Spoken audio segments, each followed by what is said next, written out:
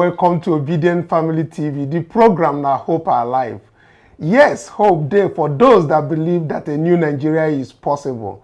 Today we'll go straight to the point because time no day at all. Our own His Excellency Peter Obi went and visited and condoled with the families of Herbert Wigwe's family in Rivers State.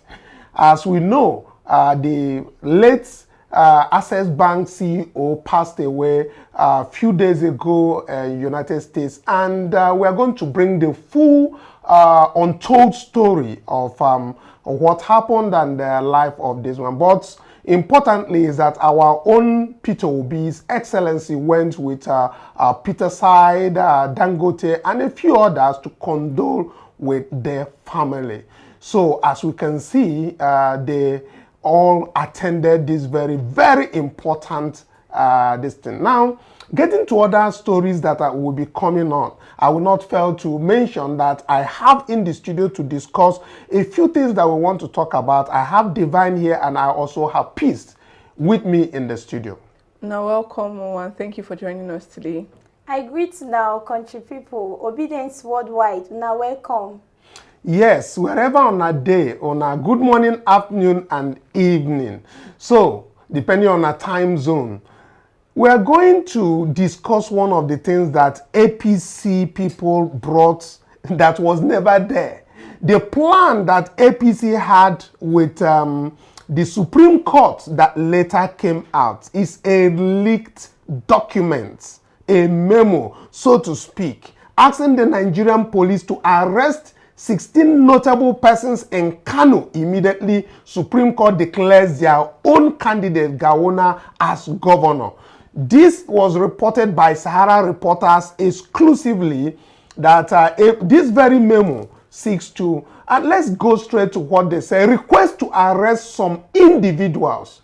On behalf of the Kano State APC chairman, we request that the individual listed in the table below be traced and arrested immediately after the Supreme Court verdict on Friday, January 12, 2024, which will declare Dr. Nasiru Yusuf Gadawa as winner.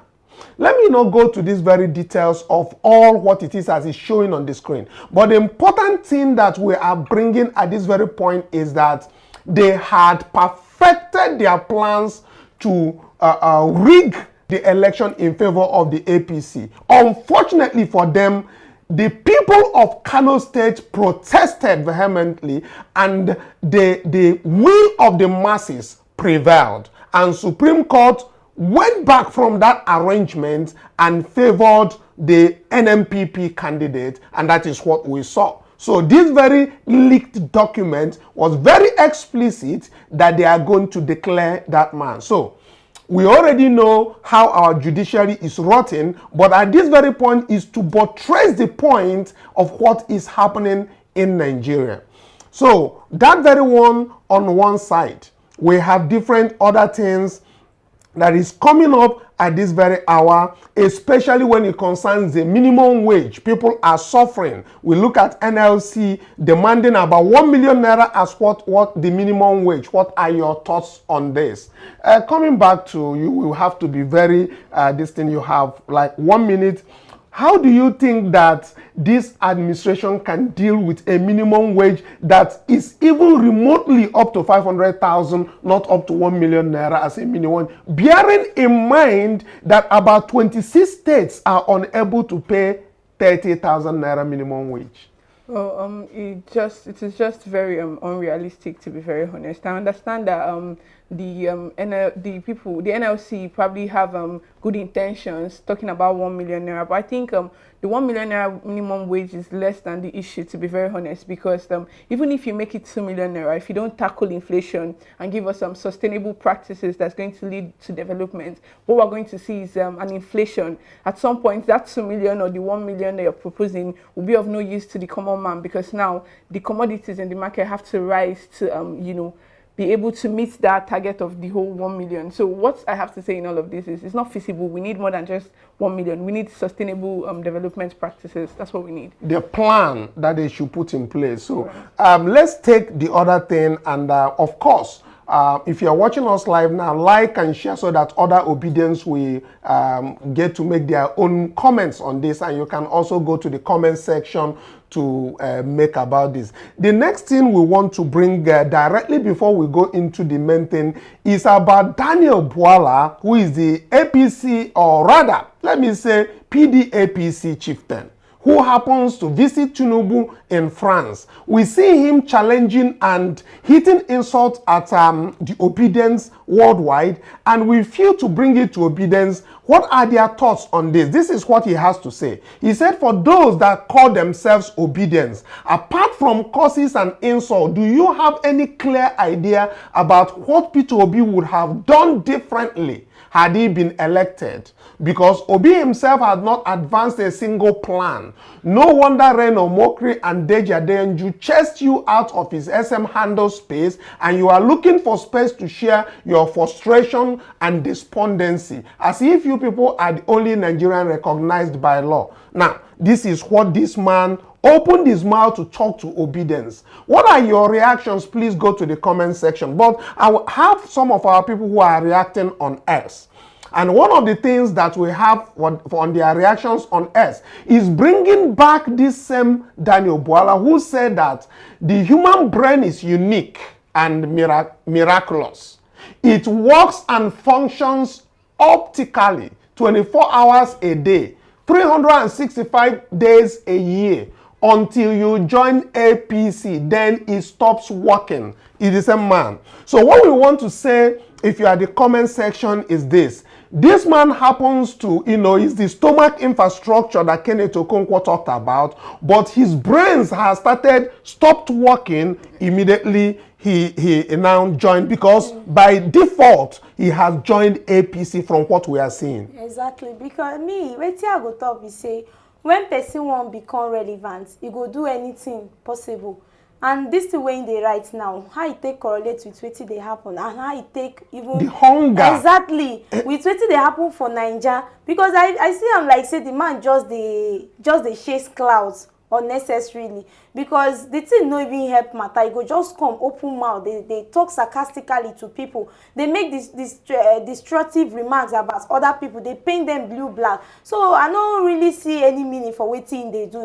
Get work, you just want to remain relevant. They chase clouds unnecessarily. Yeah, we might not be bothered with him. Exactly. But we look at it from the perspective of he has mentioned Peter Obi, which he should be talking about Atiku, right, and his newfound love Tinubu, and not going to what Peter Obi is. Now recall that Peter Obi, outside of what he has said everywhere across the nation, Tinubu is the only person who did not tell Nigeria what he wants to do, or how he's tend to achieve anything. Exactly. Peter Obi went to every house that is ready to hear him out, to express what he intends to do for Nigeria. And when you go to the website of Labour Party, you will find a manifesto, and there's a link in that very place that will tell you. But let's take this reaction.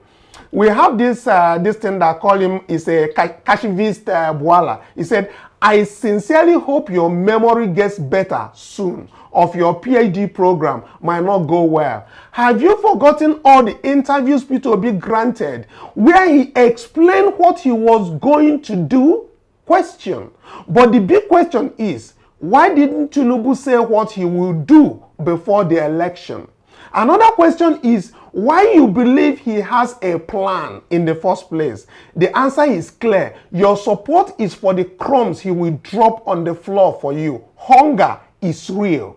Back to your question. And here you go. Please take good notes. We, the obedience movement, love to help Nigerians with failing memories. He's talking about the memory of this very Bwala failing him, because there is a link that was dropped in that very post where Peter Obi's manifesto is, what his plans for Nigeria is, how he intends to eat the insecurity that is happening now, the hunger that he talked about, moving from consumption to production, and all of those. We have them. Yes, we all know say Peter Obi stands for transparency.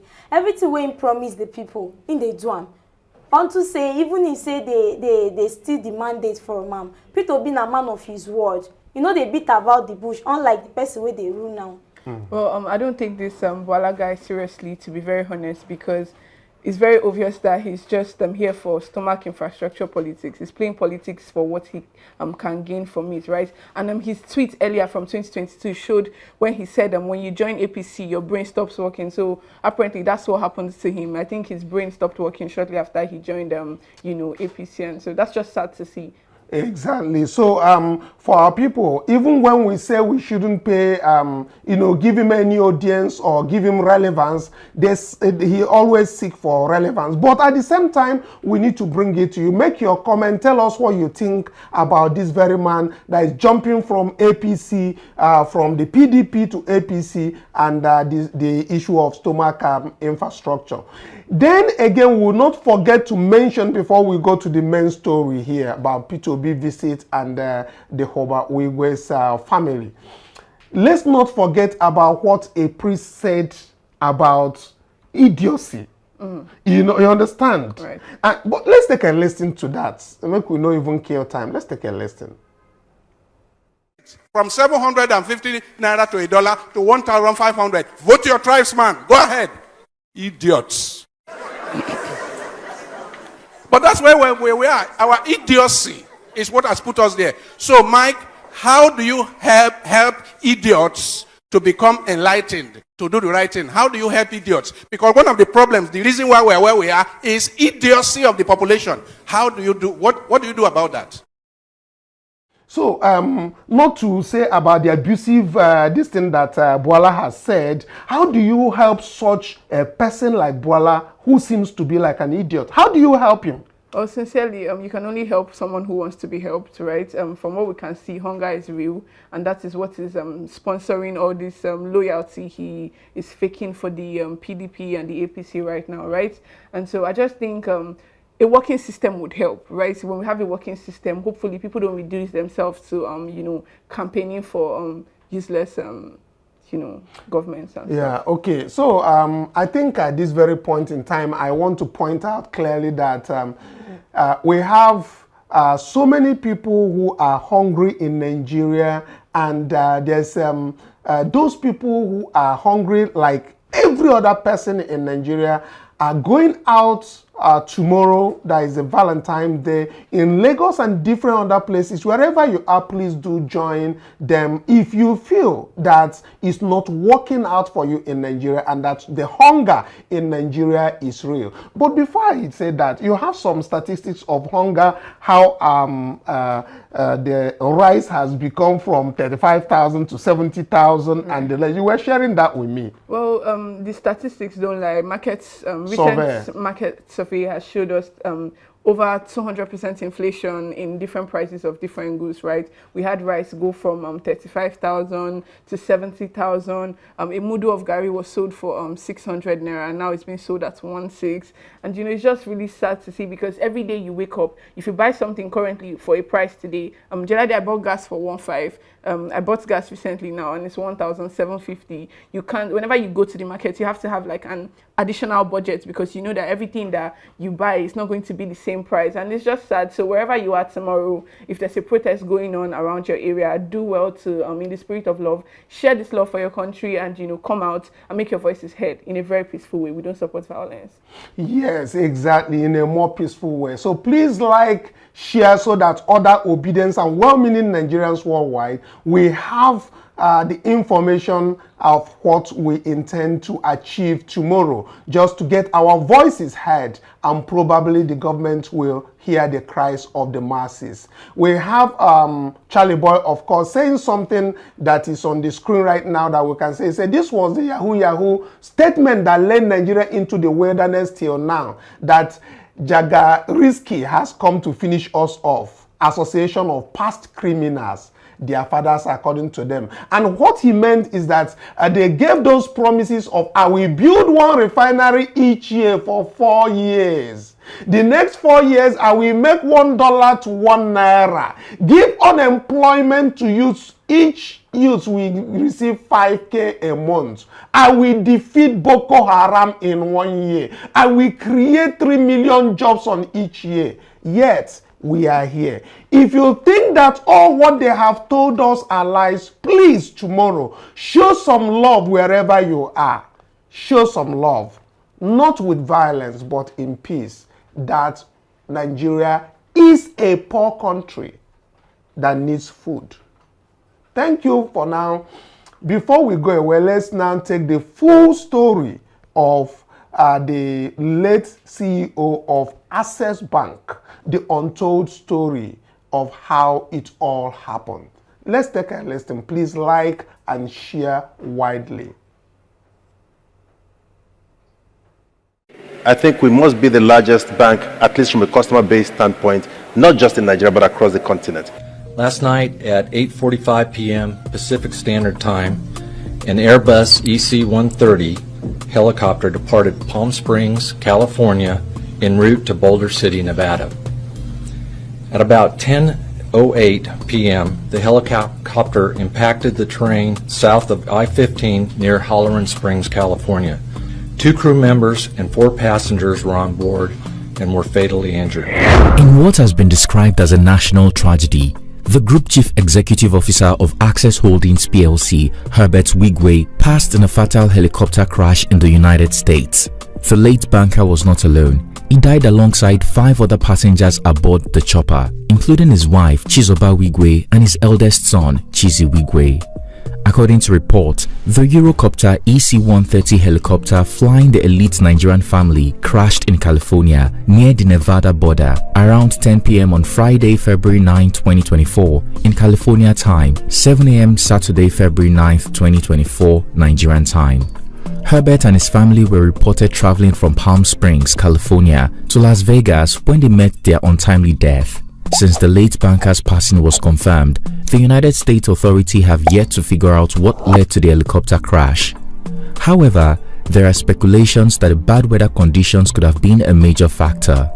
Reports about the tragic crash have sent shockwaves across the country. While sending their condolences, many Nigerians have been comparing Herbert Wigwe's tragic end to how American basketball legend Kobe Bryant passed in a chopper crash 4 years ago, also in California, with his daughter and family friends aboard. Herbert Wigwe's ill-fated end has become a cautionary tale for why family members shouldn't travel together. While still alive, Herbert Wigwe told The Punch that his biggest fear is failure. The serial entrepreneur said he couldn't have a bank that goes under, but it looks like there are worse things to fear than a failed bank. Who is Herbert Wigwe?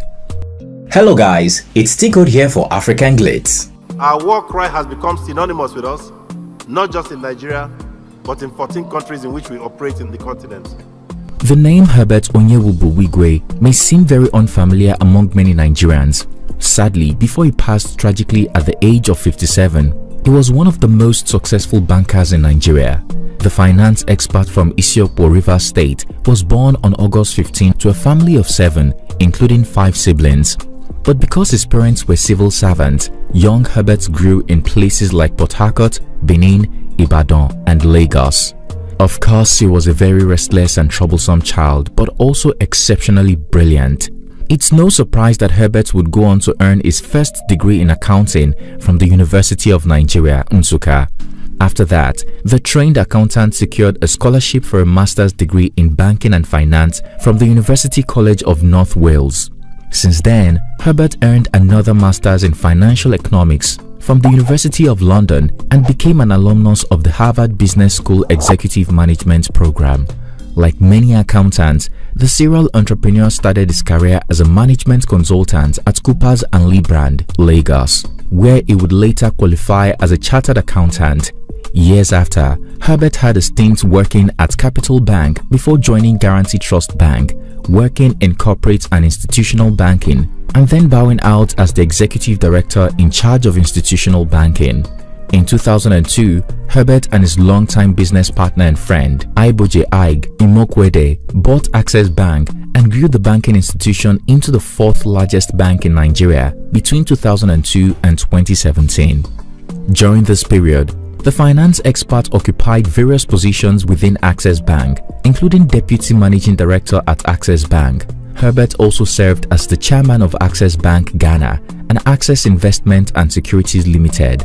In January of 2014, the successful banker emerged as Group Managing Director CEO of Access Bank PLC, succeeding his business partner Iboje Ike Imokwede. While speaking with The Punch on October 13, 2019, Herbert revealed that he initially wanted to go into investment banking because people in that field appear to have an intricate understanding of finance. I knew I didn't want to be a doctor or lawyer, although I thought they were also interesting fields, but I found finance more interesting, he explained. That singular decision would make Herbert a known name in the banking and finance sector. In 2016, the Access Holdings CEO was named Banker of the Year by the Sun and Vanguard newspapers. Since then, Herbert has received several other awards and honors, including the Nigerian National Honor of Commander of the Order of the Niger and inauguration as State Patron of the Boys Brigade for the Lagos State Council. In March of 2022, Wigwe was appointed Access Holdings Group CEO, following success in just about everything he put his mind to, including his philanthropic effort through his HOW Foundation. Herbert once considered going into politics. After all, it's where Nigerian boomers go to retire. But he had a change of heart. When the elite banker was not working, he told The Punch that he loved traveling. Herbert especially loved running, going to the spa, and spending time with his family. Speaking of family, the finance expert would easily win the award for Best Family Man in the business, perhaps after Femi Otedola and Tony Elumelu. What do you consider your most treasured possession? My wife, obviously. My wife, obviously. Fantastic. And why is that? My strongest asset and my greatest cheerleader and my greatest strength, by far. Herbert was married to Chizoba Wigwe, and their marriage was blessed with 4 children, Chizi, Tochi, Hannah, and David. The chartered accountant met his beautiful wife when she returned to Nigeria for a National Youth Service Corps program, and they got married about 4 months later. One Friday evening, I was hanging out with a lady friend when I saw her. She was also the lady's friend. I asked my friend about her and she made the introduction.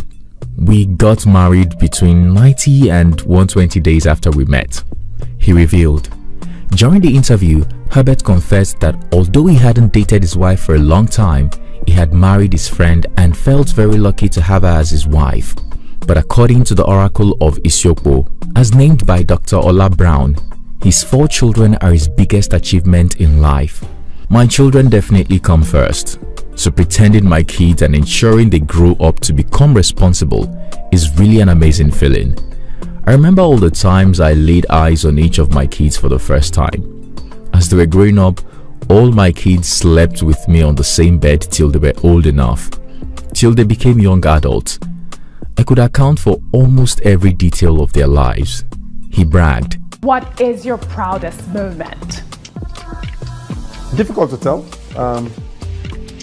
There has been several. I think one of them obviously was on a personal basis my first son's graduation, and for no other reason but seeing your first, that you put in a lot of effort doing well in school. Besides his prominence in the Nigerian banking sector, the Access Holdings CEO was famous for his flair for fashion. In 2015, The Punch described him as one of Nigeria's stylish top executives. Happy birthday to you. Happy birthday to you. Happy birthday, dear Herbert. Happy birthday to you. Are you all ready? Yes. Hey, happy birthday. Come on. Hey, happy birthday. Happy birthday. Hey, happy birthday. Hip, hip, hip. Hooray!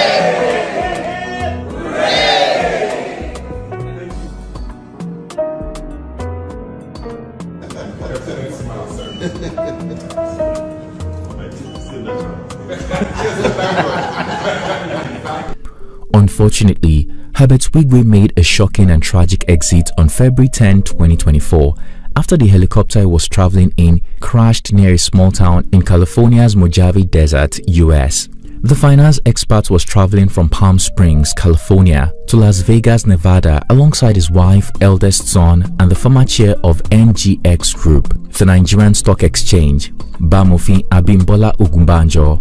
According to reports, the elite banker was in the States with his family to watch Super Bowl 58 on Sunday, February 11, 2024 in Las Vegas. Sadly, the family never got to enjoy their favorite game. All 6 people in the unfortunate crash passed, including the 2 pilots. Preliminary reports from the United States National Transportation Safety Board have speculated that wintry California weather and rain could have caused the crash. Witness reports of the weather conditions at the time of the accident suggest rain and a wintry mix. The helicopter was not equipped with a cockpit voice recorder or a flight data recorder. This helicopter was not required to be equipped with those type of recording devices. This is not far-fetched, as over the past 7 days, California has been ravaged by extreme weather conditions, not limited to windstorms, landslides, flooding, and tornadoes in what has been described as the 5th strongest El Nino on record. However, the investigation is still ongoing. The safety board says the helicopter flying Herbert Wigwe and his family was not equipped with a cockpit voice recorder or a flight data recorder, so investigations could take a while. But since the sad news went viral, many have begun to speculate about foul play, implying Wigwe's death was not natural and perhaps orchestrated by enemies who wanted him out of the way. The Oracle of Isiokpo passed at age 57 and is survived by his 3 youngest children. At the time of his passing, Herbert Wigwe was building a university in Isiokpo, Ikwere local government area of Rivers State, his hometown. It was set to open officially to students in September of 2024 and become the 2nd private university in Rivers State. I just want to thank all of you, my brothers here. I want to thank all of you, starting with our chairman, Ishi, for what you people are doing here in Isiokpo. For everybody waiting here, this now on a project. We're going to go protect them with anything we want to get. No university will go there like this. No be for Nigeria, for Africa.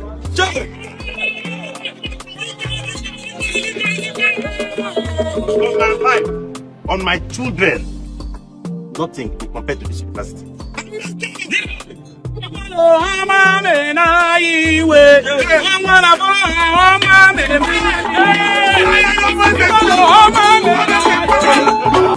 All of our children, now this school they will go. We go already by next week. The many buildings will start. 2,000 people they work for here. Amen. We don't want security problem. No way, no way. No security problem. No, she there. All of us get here. Because this is like all of us get up. Anybody want to spoil them? You finish up. With his passing, many wonder if the launch of the Citadel of Learning will go on as planned. Meanwhile, the Board of Access Holdings PLC promised to announce an acting Group Chief Executive Officer to replace the late CEO soon. In line with the company's policy, the board will soon announce the appointment of an acting Group Chief Executive Officer, even as we remain confident that the Access Group will build further on Dr. Wigwe's legacy of growth and operational excellence. The statement read in part, "But the real question is if the new CEO can live up to the legacy of the late Oracle of Isiokpo. What will this mean for the future of Access Bank?" Tragic, right? Tell us what you think about Herbert Wigwe's sad passing with his wife, eldest son, and others. Like Kobe Bryant, do you think Herbert Wigwe's ill-fated end has become a cautionary tale for why family members shouldn't travel together? Do you suspect foul play in the late banker's passing, or do you agree with speculations that the weather is responsible for the crash? Finally, do you agree Herbert's passing is a national tragedy?